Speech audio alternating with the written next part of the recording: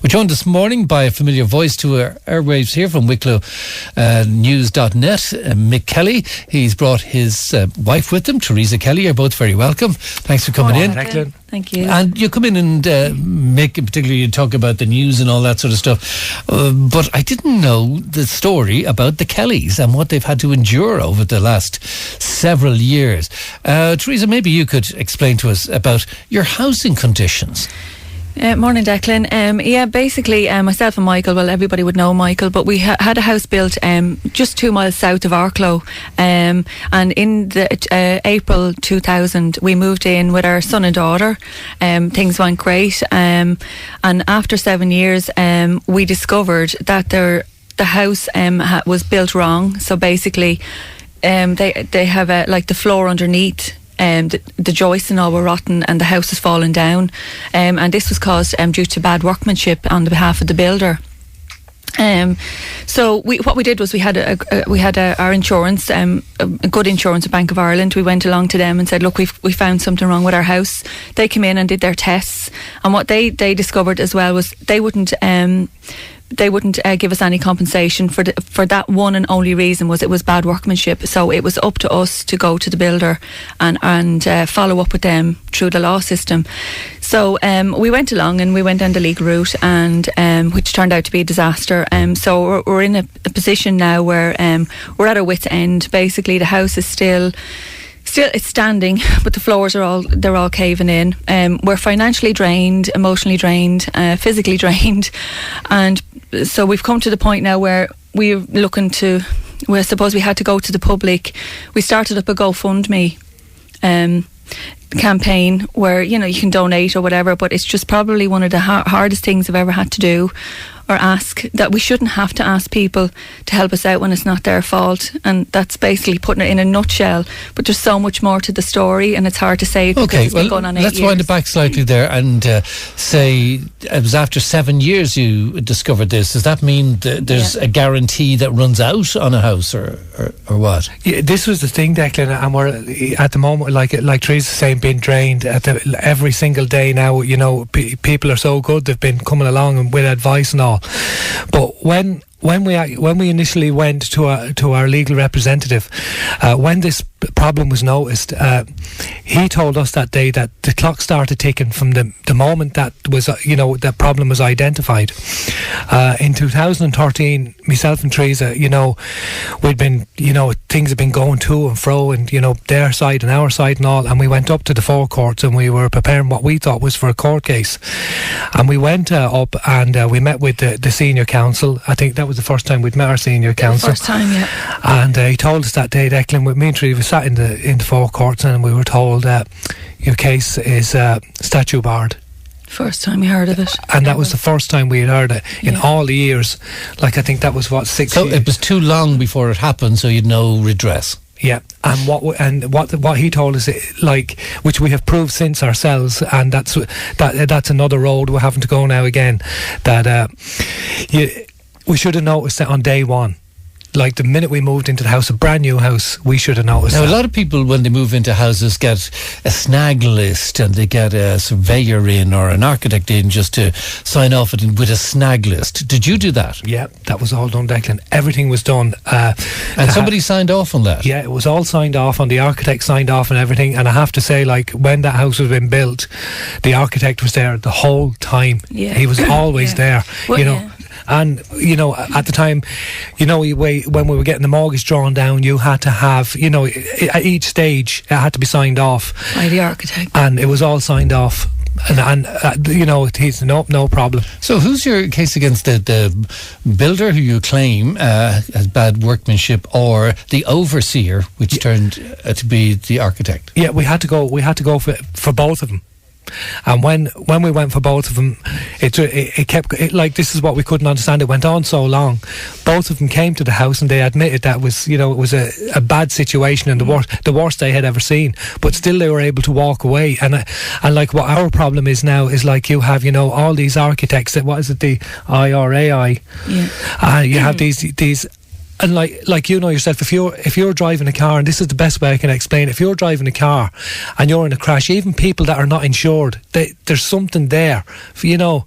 But with these architects, they're still operating away. Both, like, there's two separate architects, and both are actually they still have their premises, still like not far from ours. And haven't responded to you? All that they've ever said is, yeah, it's terrible. And when we did go, you know, it came to about their insurance, because then everyone was saying, oh yeah, and obviously our legal team, they were saying, yeah, well, oh yeah, their insurance is going to sort this out. Then it turned out that they had falsified their own insurance. That, you know, that's a very serious claim. Yeah.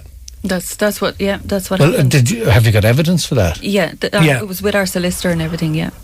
It's all. I mean, what happened was now is like it's ran out of time. So they were responding to through our solicitor, like through, you know, responding back, but they just kept coming back with more questions. And what happened then is it ran out of time. So we have come to a brick wall through no fault of our own or anybody else's, apart from the builder, the architect, and the law in this country.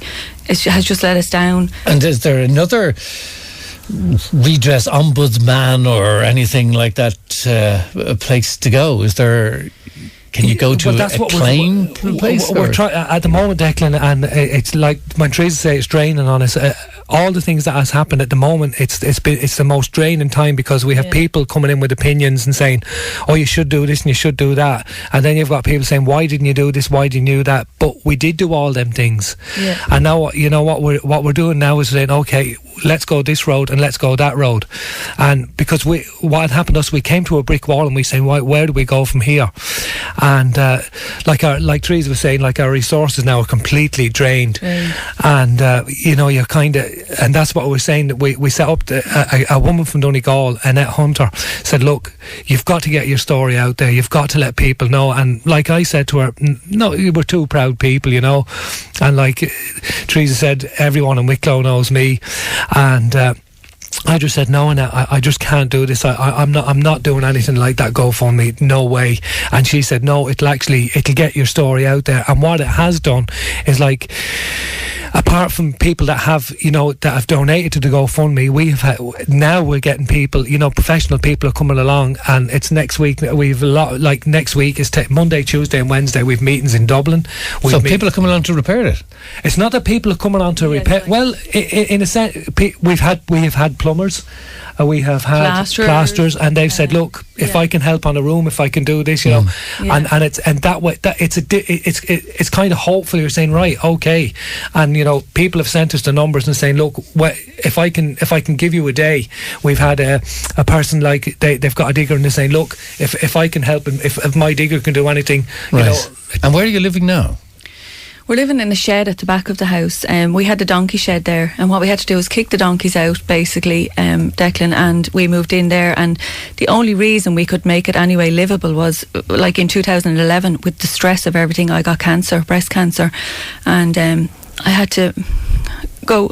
Sorry, I had to live in the house with breast cancer. Sorry, I don't mean to be crying. With cancer, and I got through it all, and I had life insurance, and I was able to do up the garage, but not enough to do up the house, and I live in it, but it's just not right, and I just feel so stressed. I don't want cancer to come back, and I just want somebody to help us. And Sorry. Mick, and if somebody can help, apart from giving the work, where did they find you? They would find us, like, we live south of Arklow. It's the best on the GoFund. On the GoFundMe, it's it's GoFundMe. Dream House Condemned. Dream Home Condemned. Home Condemned. Yeah, yeah. And it's you know, Declan, it's the people, the local people. The people are donating 10, 20, 30 euro, and I can't be more grateful to them. It's the people, like little people like myself, that are just normal, everyday people who can't afford to donate. Why should they be funding us for something that was not their fault or our fault? You know, so somebody has to step in and say, look, this is not right. I mean, this is a bungalow. It's not even a house, so it's 2,200 square feet that we paid and worked for, and it's the whole house is falling down, and we're looking at it from our shed every day, and our family can't live there. They can't come down. I have a granddaughter. Michael's family come from England, and basically I just can't watch Michael trying to work from his little office in that house that's freezing every day, and he's self-employed, he's not entitled to anything. So we're basically, if something happens to him, we're even worse off than we are now. Thanks for sharing the story. We'll keep in touch because we know. Thank you, Declan. Thank you. Mick, obviously, from coming in. I didn't know the backstory of this at all. So thanks for coming in and sharing with that. Certainly we will talk about it again. Thank you. Thanks. Thank you. All right, Mick Kelly and Teresa Kelly.